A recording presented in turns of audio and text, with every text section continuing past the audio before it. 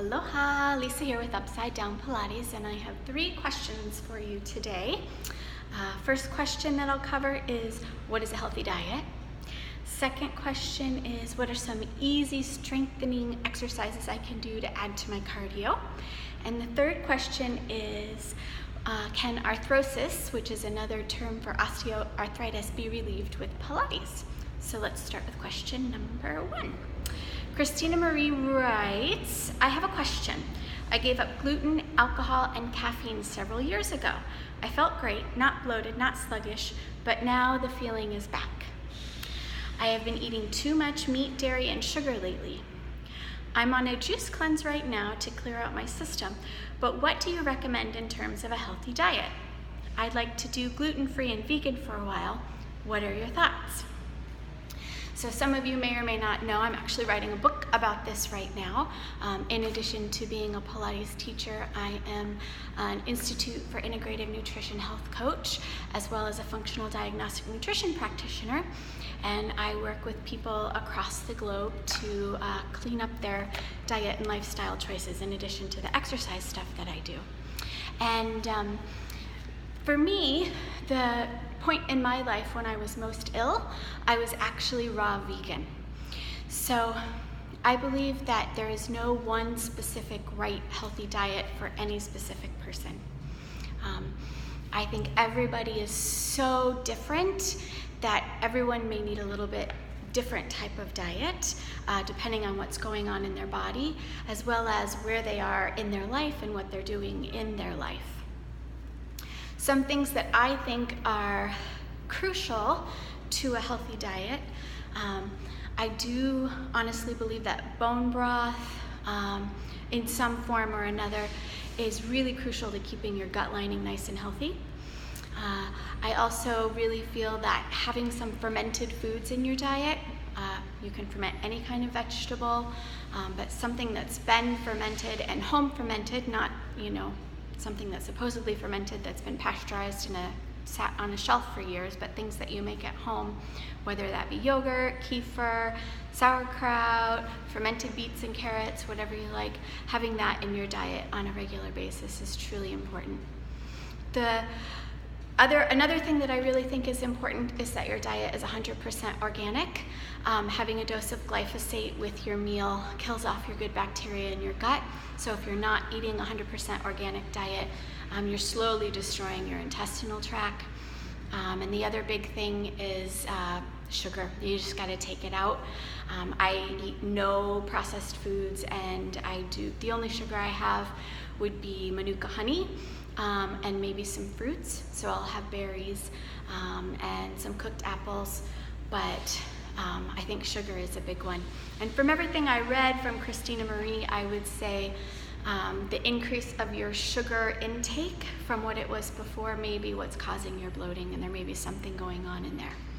But as always, don't guess, test. So if this is something you're really interested in, there's plenty of testing that we can do, find out what's going on in your gut, and then set up a plan for you to heal and seal it. All right, hope that helps for diet. Next part of her question was, same, Christina Marie. Also, what are some easy strengthening exercises I can add to my cardio-only workout to get started building muscles? And she asked, are these too many questions? No, I gotta have something to answer, so thanks for sending them. Okay, so I'm gonna show you my magical minute sequence. I'm gonna hold it for 15 seconds, not a full minute, but you would wanna build up in 15-second segments until you're up to a full minute, and this is a great way to get started with your strength training. Also, there's a great way to start is on the YouTube channel. The fundamentals playlist actually goes through the fundamentals that I teach for strength and flexibility, and then slowly moving through all level 1 and then level 2, and then right now we're going through and putting up the level 3 curriculum on our YouTube channel and our OC16 TV show. But let me show you the magical minutes, okay? So I hope you can hear me when I get over there. First, we're gonna do short lever plank, then we're gonna do legs prone, and then we're gonna do upper back prone, and then we'll do short lever side plank. All right, let me show you. So I call these prayers, but it's a short lever plank, really. And all you're gonna do is go on your knees. You're gonna say your prayers, fold your hands, pull your elbows up underneath your shoulders, and let me get my hair out the way here. You're gonna reach your upper middle back to the sky, and you just hold this here for about 15 seconds to start. So I'll talk while I'm holding, but it's good to start with 15 seconds because sometimes we get really tired, and it's better to start slower and then slowly build up. Good. That was 15 seconds, and so I'll shift back into child's pose and rest. The next one I would do is you're gonna go prone, and you'll keep your abs up and in and just lift your legs off the ground. So hands under the forehead. You're gonna do legs together, and you're gonna pull your belly up and in, squeeze your glutes and hamstrings, reach your legs out, and just hover your legs off the ground. And we'll do this for about 15 seconds. And you'll do this with your head down and your forehead.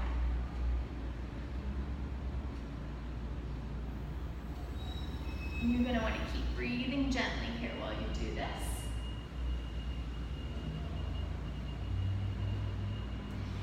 And then you can lower those legs down, and again, go back into child's pose and rest.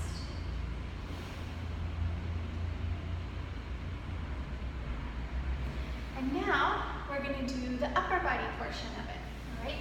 You have a few options of where you can put your hands. You can do down by your sides so that you don't have such a long lever in your arms. But I'm gonna go kind of in the middle, and we'll do under your forehead. So glue your hands to your forehead, pull your belly button up and in, take a big breath, and then you just lift your head and your hands off the ground at the same time, and we'll hold for about 15 seconds.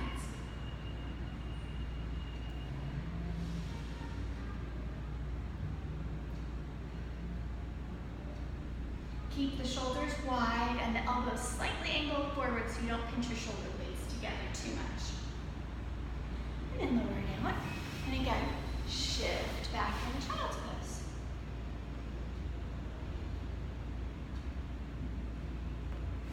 All right, now you'll go on your side, and you'll just bring your elbow underneath your shoulder.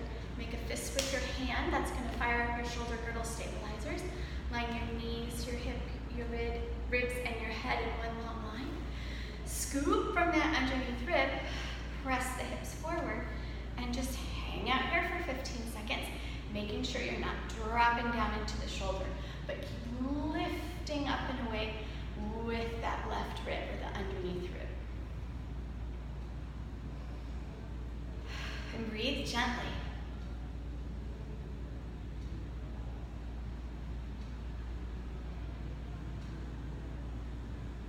I'm timing myself with my clock. Then you can lower the hips down, grab your shins, and do your nice side stretch. And now flip to the other side, same thing. Elbow under the shoulders, knees, hips, shoulders and head in one long line, and you just lift up. So we're just holding an isometric contraction. Everything is contracted. Because you're not moving, you have a bit of time to adjust your placement in these positions, but it's still slowly building up a little bit of endurance, right? So we have strength, we have power, we have endurance. These are all different ways that we need to train so that we have those different aspects of our muscles working. Good. Lower down and grab your shins. Awesome. So those would be great things that you can go ahead and do that will, start to slowly put you in a situation that you're doing some strengthening exercises along with the cardio that you're doing. Do not forget to stretch. You don't want to do a whole bunch of cardio, and you don't want to do a whole bunch of strength training and then not stretch. You're going to end up with different kinds of problems that you get to solve later if you do that. All right, Question number 3. This is from Valerie. Do you think arthrosis, which is another term for osteoarthritis, can be relieved with Pilates? All right, so this is an awesome question. And the first thing I'm going to explain is that, yes, I do think that Pilates can help people who have osteoarthritis, and there's a couple different reasons why. So in osteoarthritis, the cartilage at the end of our bones starts to break down, and then you end up with bone on bone. And then when you have bone on bone, there starts to be a form of inflammation in there. That's one way that osteoarthritis is thought of, or arthrosis is thought of.